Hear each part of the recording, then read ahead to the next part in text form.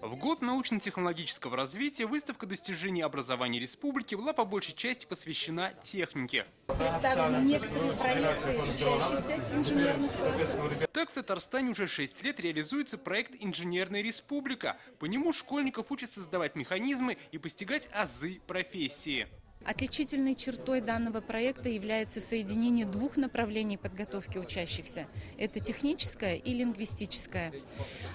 Причем уникальность проекта в том, что этому мы обучаем с 1 по 11 класс по авторским образовательным программам. Что могут сконструировать школьники и студенты, осмотрел Рустам Миниханов. Раис республики отметил, эти занятия должны стать более прикладными. Все эти игрушки, понятно, без этого не будет. Но если мы дальше их на предприятие не сможем привлечь, и они потом там и останутся, нам не шоурумы надо делать, а приближать их к производству. Сейчас система образования – это более 3000 учреждений, от детсадов до вузов, где учатся и воспитываются около 1 миллиона человек, то есть четверть населения республики. При этом педагогический состав всего около 80 000 человек. В крупных городах не хватает учителей, дефицит более 2000 специалистов. Почти треть работают на 1,5 ставки, в том числе по ключевым предметам – русскому и математике. Это отражается на качестве знаний. По-прежнему актуальным остается вопрос снижения документарной нагрузки на учителей. Для решения этой задачи необходимо участие всех уровней власти. Просим вас, уважаемый Рустам Нургалиевич, дать поручение главам районов, руководителям министерств и ведомств о соблюдении прав педагогических работников. Просим исключить из практики административного управления возложение на них, не относящейся к образовательной деятельности работы. Спрос на рынке труда не соотносится с тем, кого готовят вузы. Так, в прошлом году из университетов учителей математики и физики выпустили в разы меньше необходимого количества. Такая же ситуация складывается и сейчас. Как в своем обращении отметил министр просвещения страны, на федеральном уровне уже предпринимаются ряд мер для повышения престижа профессии учителя.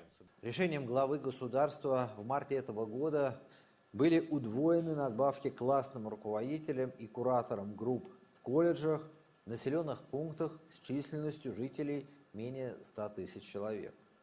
С 1 сентября ежемесячную надбавку в размере 5000 рублей станут получать советники директоров по воспитанию в школах и колледжах. Это дополнительные средства, которые предусмотрены в бюджете к зарплате советников директоров по воспитанию.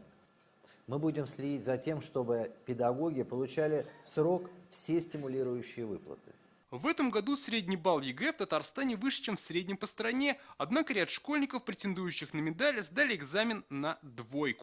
4 выпускника по информатике имели годовую оценку «отлично», а на экзамене не преодолели минимальный порог. Подобный случай произошел и с 4 медалистами, которые в ходе ЕГЭ не смогли преодолеть минимальный порог по одному из предметов. Одна медалистка не смогла преодолеть порог по 2 предметам. Вызывает вопросы и ситуация в СУЗах. Так в ряде учреждений по специальности идут работать меньше половины выпускников. Так в зоне критики Нижнекамский индустриальный техникум, Бавлинский аграрный колледж и Черемшанский аграрный техникум. Руководителям указанных на слайде организаций необходимо совместно с работодателями и органами местной власти предусмотреть предложения по пересмотру направлений подготовки в пользу востребованных специальностей. Вот я прерву вас. Не выпускников трудоустроить, надо вот руководителей этих наших СПО надо трудоустроить. Им надо дать более такую подходящую для них работу. Зачем их держать? Зачем такие руководители нам нужны? Нарстега без жиловс. Деньги платим, значит. И что такое там 60 с чем-то процентов это? Если мы не можем использовать. Нам не российская цифра нужна, сколько там, а у нас должно быть.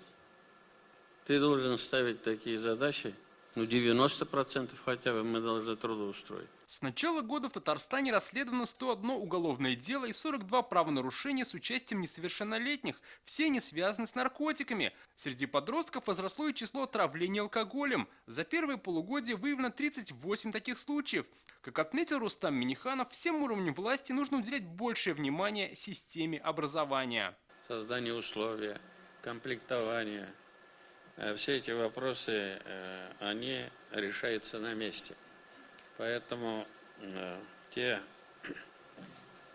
результаты, когда медалист не может экзамен сдать, ну и что-то такое, надо принимать меры. Или у нас же не только учебный процесс, вот, наркоманы, алкоголики. Школа, мы же опираемся на школу, вы опираетесь на школу. Мы сегодня отвечаем за нашу республику.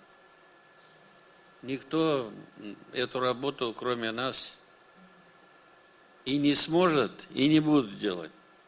Поэтому не надо приукрашивать то, что нет. Один раз приукрасил, потом уже все это покатилось. Кому это нужно?